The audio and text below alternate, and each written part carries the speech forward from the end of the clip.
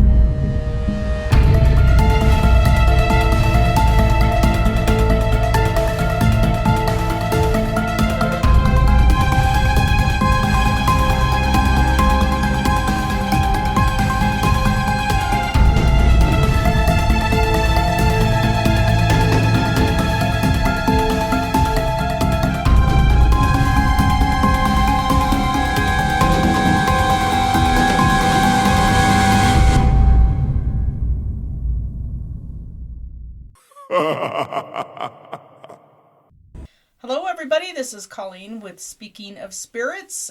This is brought to you by Pocatello Paranormal Research. And tonight we are going to talk about spontaneous human combustion. As always, I've got my sidekick Tim. Woohoo! Yep, and Katie. Hi. Yeah, and we are, like we said, talking about spontaneous human combustion.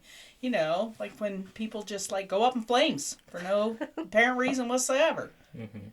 So I haven't been involved with human combustion, but I was a firefighter for a long time. And spontaneous combustion is a huge thing in our field.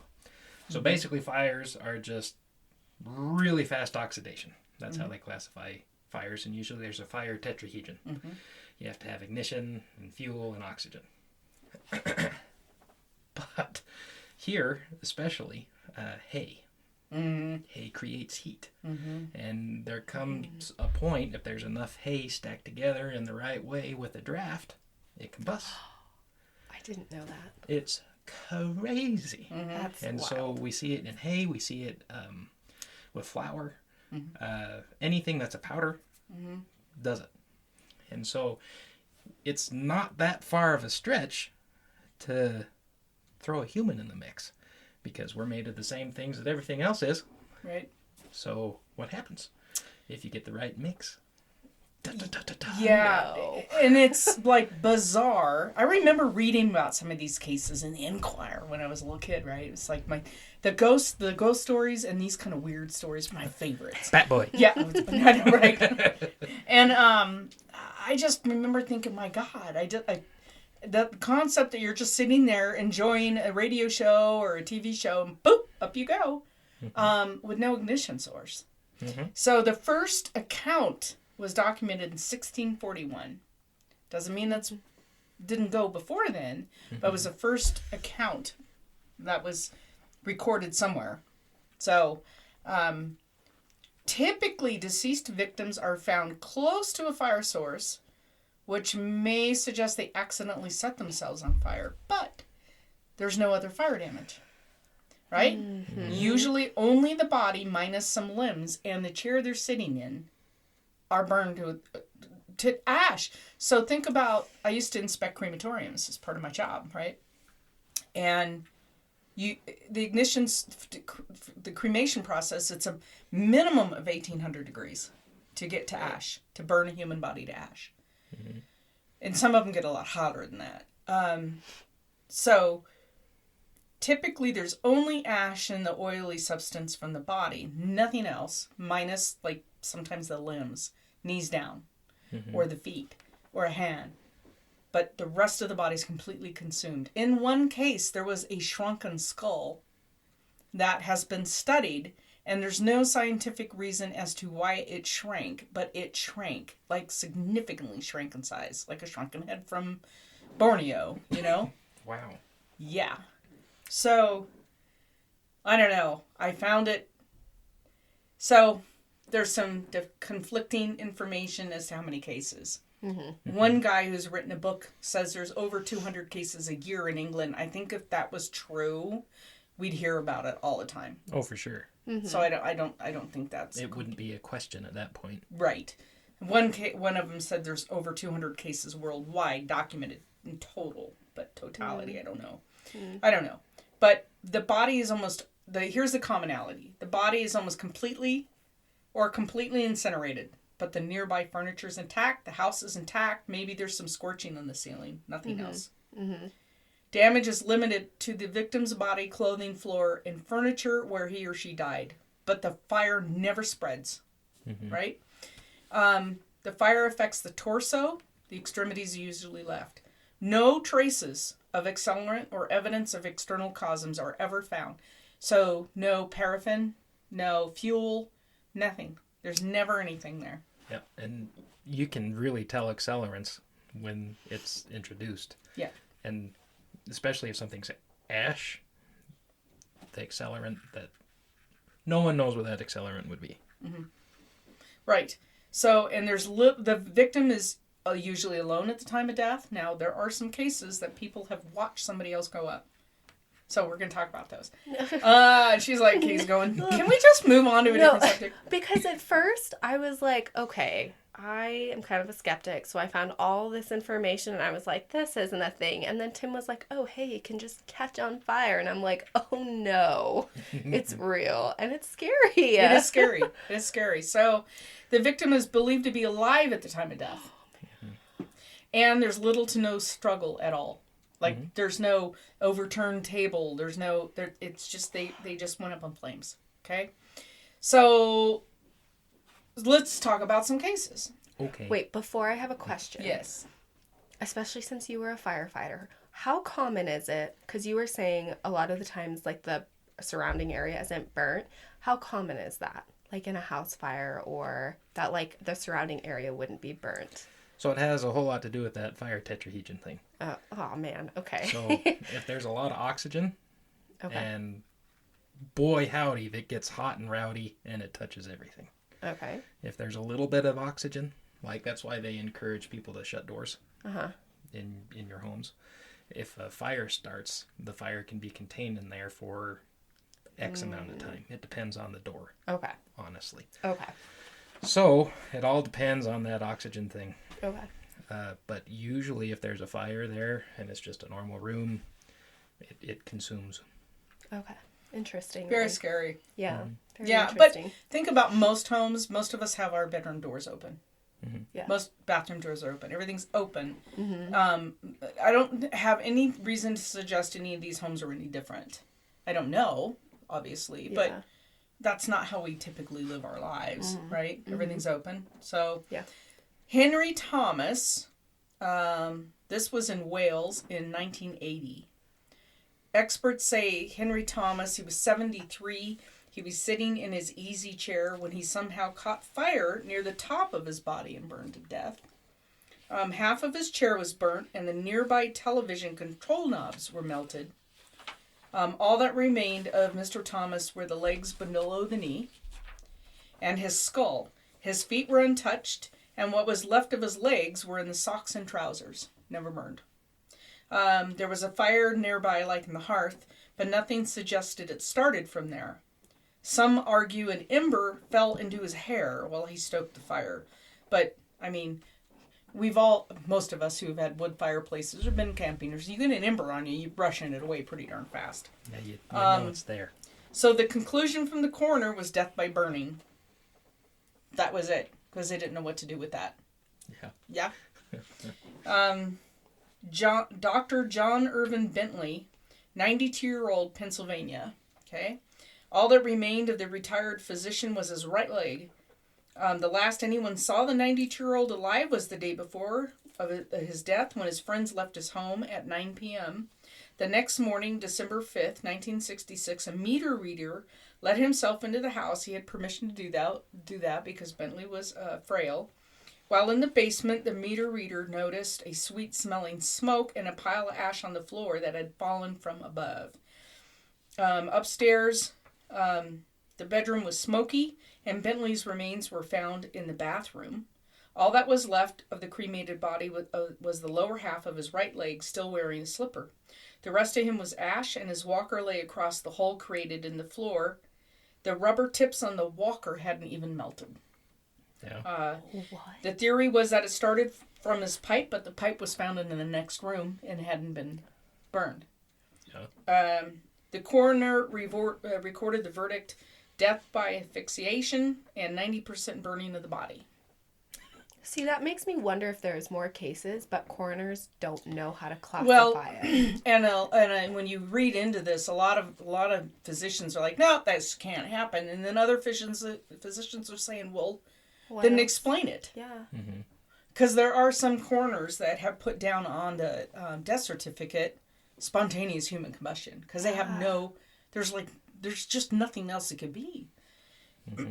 There's Alan Small. Evidence suggests that Alan Small spontaneous combusted. He burnt so quickly he did not even drop to the floor. It is thought the 52-year-old was standing up when he caught fire in January 1943 in his home, Deer Isle, Maine. His body was completely incinerated, and all that remained were a few scorch marks on the carpet. Mr. Small's pipe was nearby but unlit. There was no sign that it was ignited, that it ignited the flames that killed him. I just can't. It's like, what else? What could this be? I mean, to not burn anything, it'd literally have to be like poof or like a big poof. Well, and we'll That's talk it. about people who watch somebody spontaneous combust, a family member, and what happened to them. So, do you want me to wait to give my story? Go. Go. Here we go. All right. So, spontaneous human combustion. We went to a call, and something like this happened, which was interesting, just real interesting for me, because I'm me, and I was very, very curious, and so I could not stop asking questions for like days. I can imagine seeing it You're firsthand. gonna get to the bottom. And so I talked with the coroner, and because I had to, and he said that they call it a wick effect. Oh, I saw this. And so that's what he wrote down on the piece of paper that the person passed. Somehow there was an ignition source, and there was enough the temperature was enough for the fat in his body to act like a candle. So it was an evaporation of the body, and so like a candle, it kind of.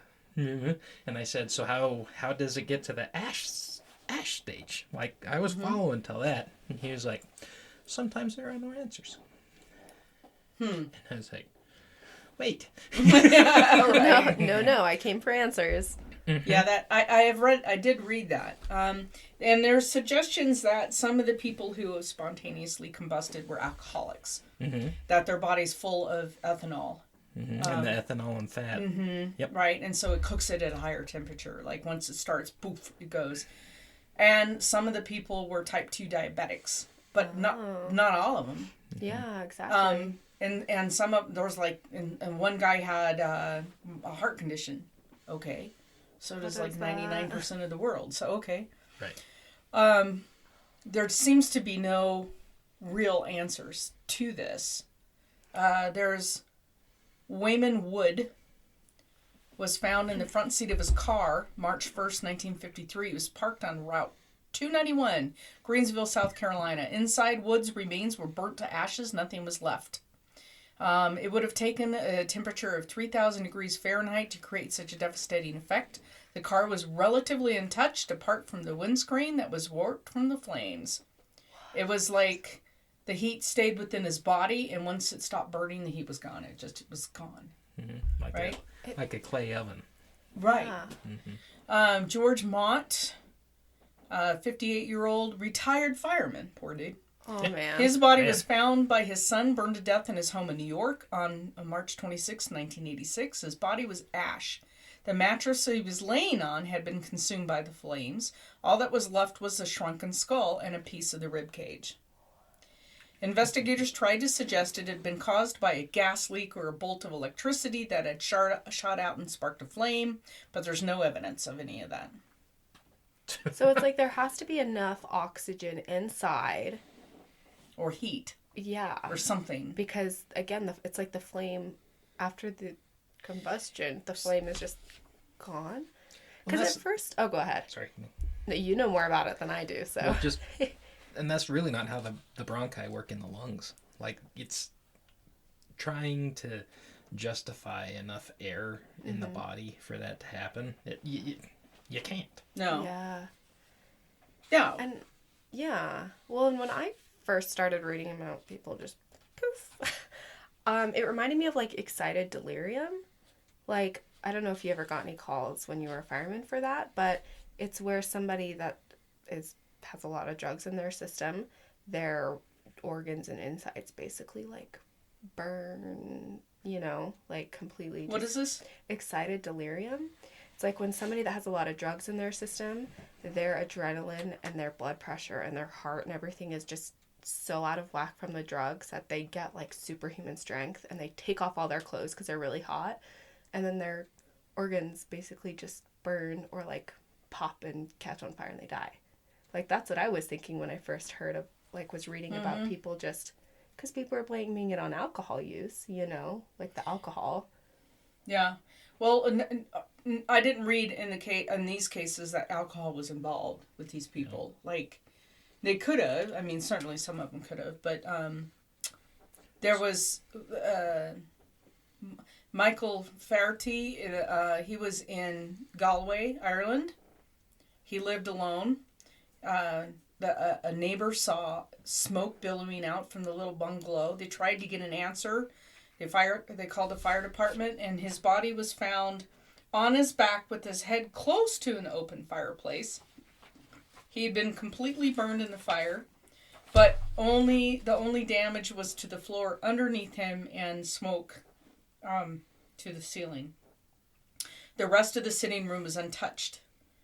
No traces of accelerants at all. Foul play was ruled out. The inquest confirmed that the open fire was not a cause of the blaze. The post-mortem revealed that the burns made it impossible to determine what the cause of death. They put it in the category the coroner did of spontaneous human combustion. And then a pretty famous case in Florida was Mary Reeser. She was...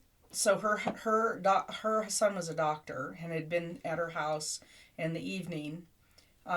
She was discovered by her landlady, July 2nd, 1951. When she touched the doorbell, she rang the door to visit Mary. It felt hot. And there was no reply, so she called the police. I mean, there was so much heat that the doorbell was hot. They found the remains of her in a singed chair and her left foot with a slipper. And her skull. That's probably the most popular one. They have pictures of that. Yeah, they do have pictures. And they have pictures, I think it was Mr.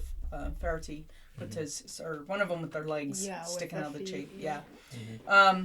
So, yeah, the only thing that remained was her one foot. She had taken some sleeping pills, which wasn't unusual because her son prescribed them for her. But she took one a night. It wasn't a big deal. Just, I take one a night.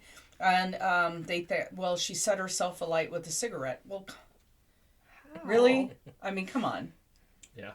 Even a cigarette in a couch, it doesn't just go woof. It's a slow burn. It's a slow burn, right? Mm-hmm. Yeah. So, and certainly more now because we know everything's made with fire retardant kind of... They have standards now that maybe they didn't have in the 50s, but still, it wouldn't go up like dry leaves, you know? Right? No. So there's more cases, but what I found interesting was this account of Jeannie Saffin. She was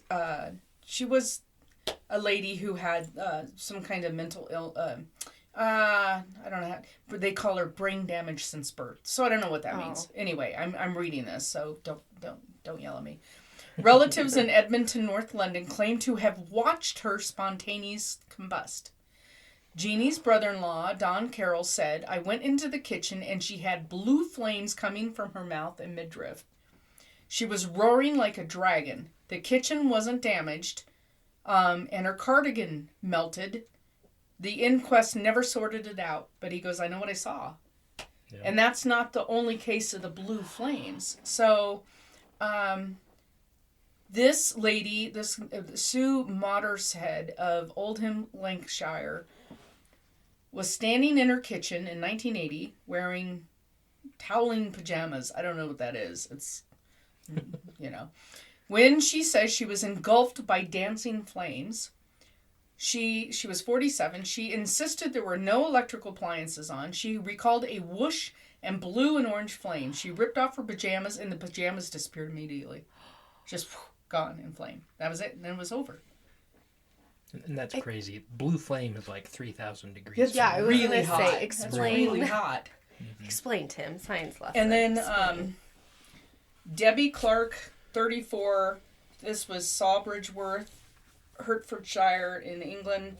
Had a similar experience. She was 19, walking barefoot in the drive of her home in a waitress's cotton blouse, black skirt, white apron. She saw a flash, then another. Her dad came out and said, "It's you, you're lighting up." All this light was coming from her. She said it was terrifying. Every step she took was like she was a walking beacon. Yeah. But she never caught on fire. What? That's interesting. Yeah. She didn't, no pain? Like, she was no, just it was like light was coming out of every step and stuff. So, yeah.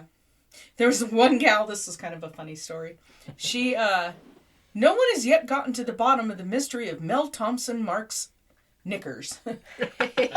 So, apparently, she's a 1996, she's a 25-year-old checkout gal working at a co-op in Henley, Wigan, when her briefs, her underwear, spontaneously combusted.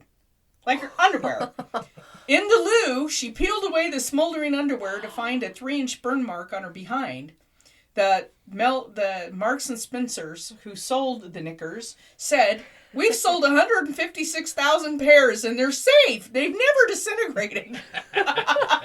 Was this before or after Taco Bell? I know. I thought that was pretty interesting, but here, like, the material caught on fire. Yeah. Yeah. That's crazy. Isn't that nuts? Yeah. So there's a guy who's written a book on this, and there's a couple of things. So this one guy, he's written, let's see, called Ablaze, Spontaneous Human Combustion, and I have it now in my cart on Amazon. He plotted more than 400 British cases and discovered a veritable cartography of combustion. Basically, he has plotted through these cases fire ley lines. That all of these cases are aligning to a ley line. What? And he says, basically, you just have to be at the wrong place at the wrong time on a fire ley line, and you're going to go up. Spooky. Yes. So, he says it's as bizarre as nature gets, yet mainstream science won't accept it can happen. The most recent cycle of fires centered on Birmingham area, but a number of the fire ley lines are set to reactivate in the coming years. So basically, his plotting of these cases in England show like a cluster here on these ley lines, and then they shift to these ley lines, and they shift to this ley line. It's like the cyclic effect of ley lines where people are catching on fire. So he's saying it's not the person, it's just the look of the draw where you're standing. Yes. Yes, so he says that he's studied spontaneous human combustion for over 22 years and says Britain is the world's hotspot. There are more cases in the UK per head of population than anywhere else in the world. In all my years, I've never discovered links between spontaneous human combustion and the people it strikes, but there are definite geographic links. If you're at the wrong place in the wrong time, you, your dog, your car, your home seems more likely to go up in flames. Does he explain That's why? crazy. Like what? Well, I don't know, but we know through a lot of paranormal work that ley lines can trigger paranormal activity. Or if they don't trigger it, they at least add fuel. So it's like energy? It's energy. Oh, spooky. So Yeah. that's like your water. The word just completely left me. The water The study dowsing you're one? doing. Oh, yes. I wonder if those two kind of cross over. Yeah. That'd be kind of interesting. Yeah. Yeah. So,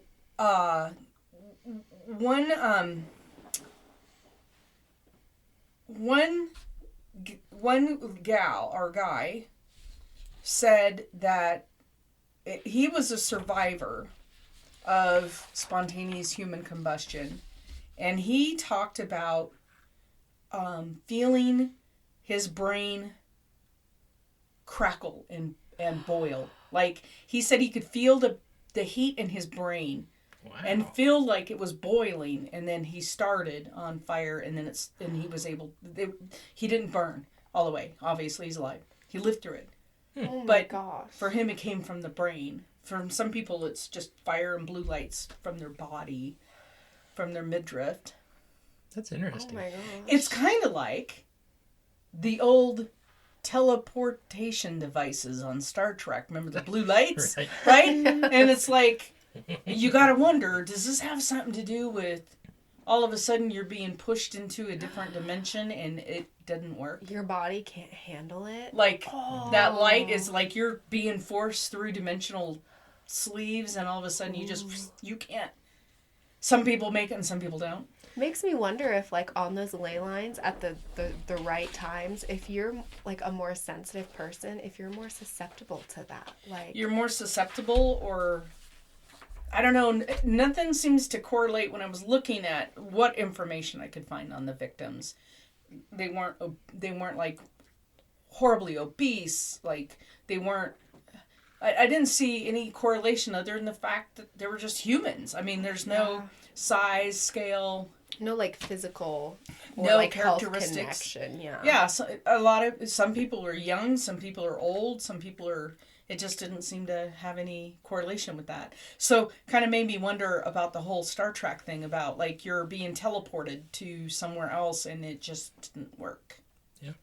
Or when you started reading on there, I started thinking about the Skinwalker Ranch episode where they had the Jewish fella, and it opened the portal and the temperature changed. And it's like,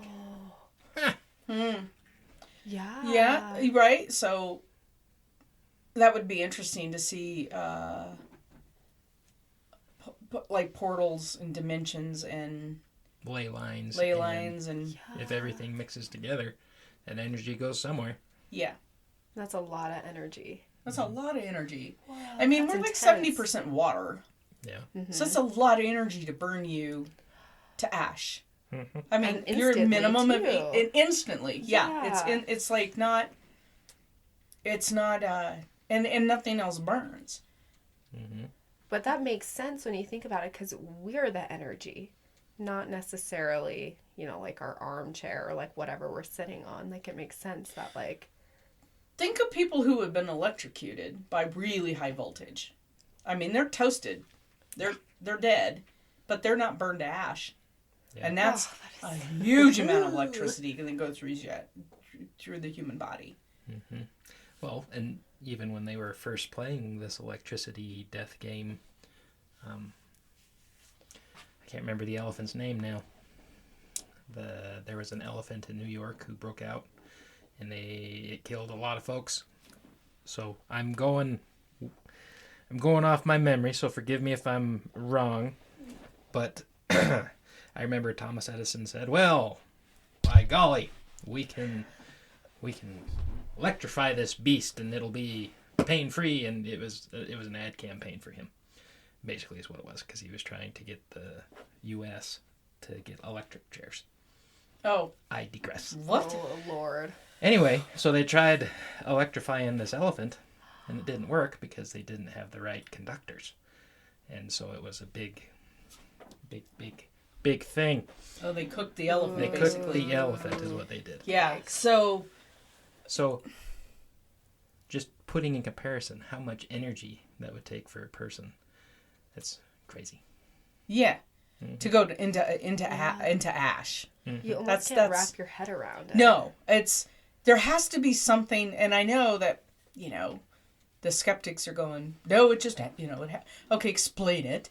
And how does it burn to ash? And there has to be something otherworldly involved, like a shift in the dimension, or I don't know. It just seems to me there's got to be something else involved with this. Well, and it's not like it happened once or twice. And No. then for it to happen at a certain point in time in one specific area and then another specific area later, like, I just don't believe in those kinds of coincidences. No, that I does don't. not make sense to me. No. And let me see if I can see The what he elephant's name said. is Topsy. For the Oh. Poor Topsy. Topsy. So he said that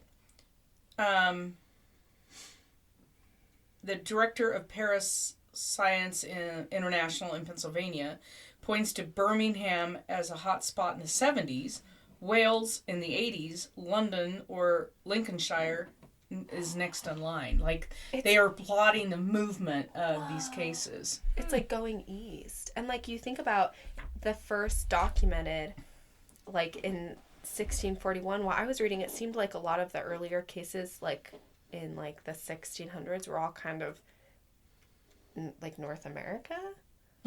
So it's kind of like, it's worth looking into. Yeah, the Where the- timeline of all of this yeah. stuff and where they fall on the planet.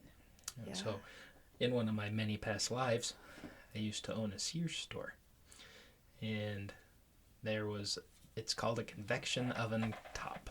And a convection oven, you have to have a magnetic pan. And as long as you have a magnetic pan, it'll cook through the pan. Right. The burner never gets hot. You can take the pan off and it's Right. warm, But it won't burn you. But it won't burn you. So I wonder if, the Earth's big magnetic north, convection. Well, the poles, they said, scientists have studied that they believe that the polarity has switched several times in the planet's life. Like North Pole becomes South Pole becomes North Pole, and they're saying that we're on the cusp of it flipping again, but, there's other scientists that say, oh, that's bunkus. But That anyway. was 10 years ago. Yeah, whatever. That was so last year.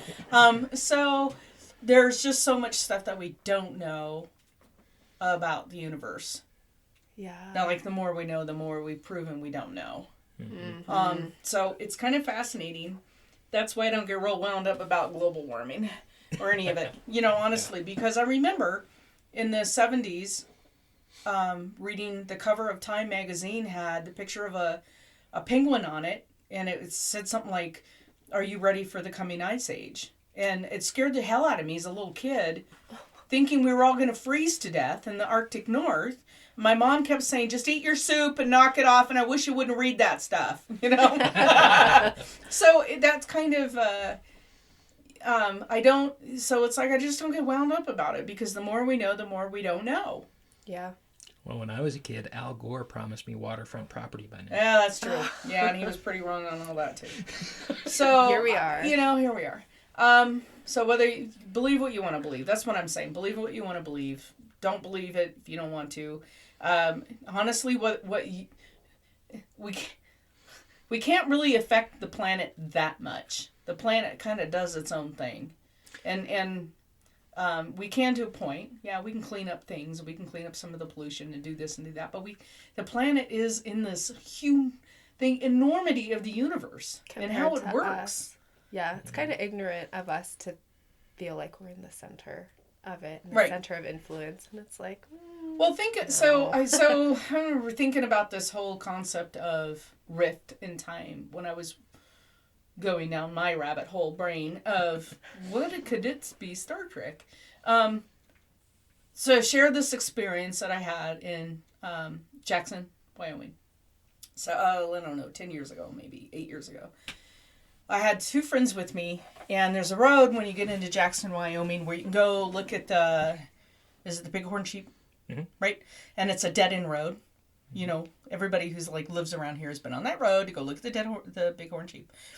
So it's like mile, 2 miles long, maybe, and then at a dead end you have to turn around at a private ranch, right? Mm-hmm. And we were back there on a weekday. There wasn't anybody, there was no other vehicles. We were the only vehicle on the road at the time. And it's not real, I mean, everybody knows about the road, but once you've been down it, it's like you don't have to, you know, okay, I've seen the bighorn sheep, big deal, let's go drink, you know. So we're in my Jeep, and we're sitting on this road, and we're stopping to take some pictures of bighorn sheep like everybody does. And there's no cars in front of us, and there's no cars behind us, and so we're just parked on the road because there's no traffic. And all three of us, we talked about this afterwards, but we didn't talk about it at the time because we were so like, what the hell just happened here? There was a guy, and I'll never forget, he was on a bike, like bicycle. And he had like a yellow, the biking outfit on, like the shorts. And he had a yellow, like bright yellow top and black biking shorts. And he had the cleats on his shoes that would hook into the pedals. And he was stopping, he was standing next to his bike, and he was drinking from his water bottle. And he's looking at the sheep. And he's about 200 feet maybe in front of the Jeep. And I see him, and I'm making a note of him so that when we get back in the Jeep, you know, to not hit him, you know, this is not a very wide road. And still no traffic behind. And then I get in the Jeep. We all get our seatbelts on. And he's gone. He's gone. And I look in the rearview mirror. I get out of the Jeep, and I look, and he's not behind us. And he's not in front of us, and there's nowhere else to go. There's no other roads to the right or the left. There's nowhere else to go. He's just gone. And I get back in the Jeep, and Heather goes, she's the gal that was with me, one of the gals, she goes, was it just a guy on a bicycle in front of the Jeep? And I went, you saw him, right? She goes, yeah. Where did he go? And the other gal with us, she goes, yeah. So we all get out of the Jeep, and we look and we're like, where did he go? It's not like he's like Superman fast, and he could just book it out of there. Because I could see behind me for a good quarter of a mile, if not more. And I can see in front of me for half a mile. I'm like, where the hell did this guy go? And we sat there for the longest time. There's no traffic. It's just us and the damn Jeep. And we're like, where? And I said, okay, what was he wearing? And we all said the same thing, yellow top, black. And I said, was he standing next to his bike or was he on? And they said, no, he's standing there next, drinking to it. We never mentioned him. It's like we just observed him and then was looking at the sheep again. It's not like we were so preoccupied with the animals that we didn't see him go past us. I had my eye on him until I got into the Jeep, because I didn't want to make sure I didn't, you know, he's coming towards me, so let me stay over on the road, and he's gone. Yeah. And all three of us shared that experience, and we all talked about it, because we got like further down the road, and I had to pull over. I'm like, okay, I just have to take a minute, because it was such a wild thing, and to share it. Mm-hmm. And we all saw exactly the same thing. And then poof, he's gone. That's awesome. Isn't that wild? It's wild. It's wild when someone else can validate that. Yes. It hits harder. It's like, oh, I literally can't explain it away because two other people experienced it. And we were all like, we were questioning each other. I'm like, did you see? No. And we could see both directions. And there's no side roads. And this guy, he wasn't on the kind of, it's not the kind of place you go off-road. I mean, it's... Yeah, and you would have heard him cycle, too. If you were to leave either way, you would have heard him. Right? Yeah, and the whole time, we never saw him come back on his bike. He was just there in front of us. I had visual contact with him. He looked at us. I remember having visual contact with him until I looked down to put my seatbelt on, and then I look up and he's gone. Ooh. And I'm like... And that's why I'm like, I get out of the Jeep, and they're all, you know, the other two gals are looking at me, and I'm like, I look, because I'm looking around, I'm going, where'd he go? And I'm like, that's when I get back in the Jeep, and she's like, I'm like, did you see it? Yeah, we're like, where'd he go? So, these things happen without alcohol. Let me make that clear. We were out for a summer day, we had lunch, and then we wanted to go see the sheep before we headed back. And 6 or 7 glasses of wine. Well, the margaritas, I say. No, I just remember distinctly that there wasn't there, you know, we were not impaired. We had the shared experience. Mm-hmm. There wasn't any, you know, weed from California involved. There was nothing involved. We were just there, and he was there, and he was gone. And I thought, how horrific would it be to be gone. Yeah. And what happened to him? Yeah. What happened to him? Like, did he just pop up somewhere else in Jackson and go, what the hell happened to me? You know, or is he gone? Yeah, or like, was he even aware of any, you know, because he made eye contact He with made eye you. contact So with us because he's drinking his bottle and he's looking at the sheep and he looks at us and yeah, I mean, we didn't say anything to him, but he was far enough away from me that it's not like there was any conversation going on, but he saw us and we saw him. Yeah. And he was drinking water and then he looked at the sheep and then... It's wild. Yeah, so it's spooky. Okay, so that can happen in everyday life. What's going on in the cases of spontaneous human combustion? It's a great question. So, I'm a barbecue guy in my current life. Yes, you are. And I was standing on the back deck, and I kind of had back to the trailer, and I was looking down, and I thought, that spot's going to catch on fire. About 10 seconds later, poof, and the mat was on fire.